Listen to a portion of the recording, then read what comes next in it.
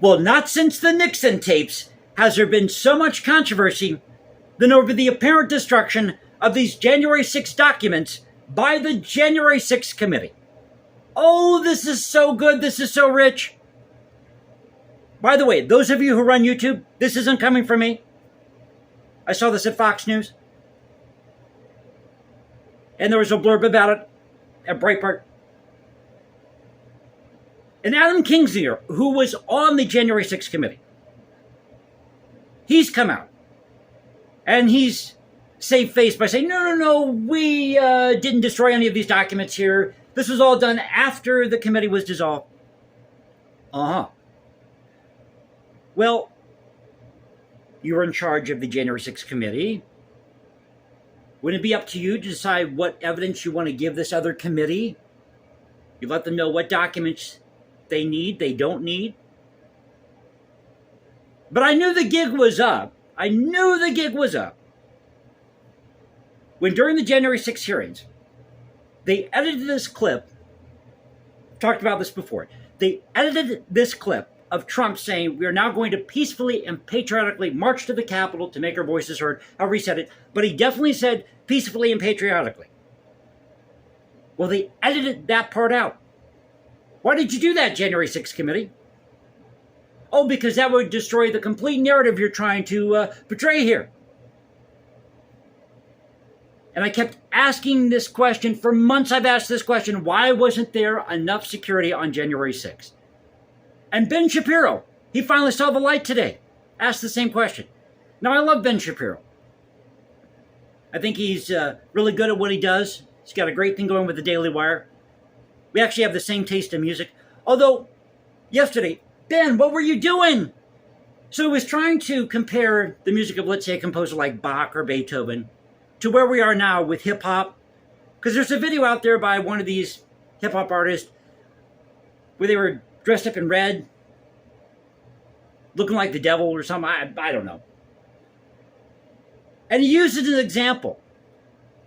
Bach's Brandenburg Concerto No. 1.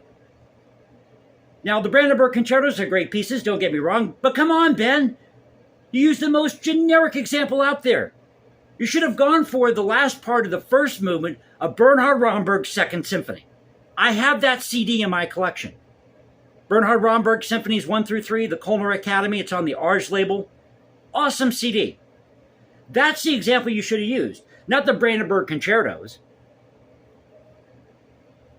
See, there's so much great music out there people don't know about. But getting back to the topic at hand, this is just as bad as the Nixon tapes. Remember, there's that one part of the Nixon tapes where it got erased, I guess because Nixon's secretary, somebody at the White House, hit the wrong button and for however long it was. But if this is all true, this is not looking good for the Democrats. So I wanted to discuss this today because this whole January 6th narrative, it's starting to unravel. You've got a large crowd, January 6th, right? In a town that's used to rallies, protests, and you don't have enough security there to handle the crowd? So we need to know, the American people need to know what documents were destroyed. We need to see all the evidence. Where's Tucker? We need to bring Tucker Carlson back. Those 40,000 hours of tape that he had access to. Remember everyone got their panties in a wad over that? How dare you give them all this access? How come we didn't get access to these 40,000 hours of security tape? Well, because you never asked, stupid. So, it just blows my mind. But folks, this just goes to show you, this is why we need more people in the fray politically. Not just two parties running everything, because this is exactly what happens. You end up with a situation like January 6th, which could have easily been avoided had we had enough security. It's not hard to figure out here, folks. It's not hard to figure out. So I hope you enjoyed the video. If you did, you know what to do. You can also follow me at Instagram, #JasonComposes, because I write music in my spare time. Or you can go to Twitter, Culture Confederacy, or what's now known as the new X, Culture Confederacy, at CultureConfed1. on X, formerly known as Twitter. But this is not good. This is not good when Adam Kinzinger's got to come out and he's got to save face and say, no, we didn't destroy documents. This happened after the January 6th committee was dissolved. Well, your January 6th committee, you can decide what documents you need or you don't need, right? It's all BS, folks. It's all BS. I mean, I don't care whether you like Trump or you hate Trump.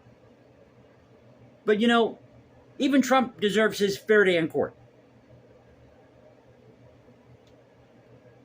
So this is the Culture Confederacy saying peace out. Stay safe, everybody. God bless this thing called the United States. And you know how we do it here. This is where the past crashes with the present. I'll catch you next time, and you all have a great weekend.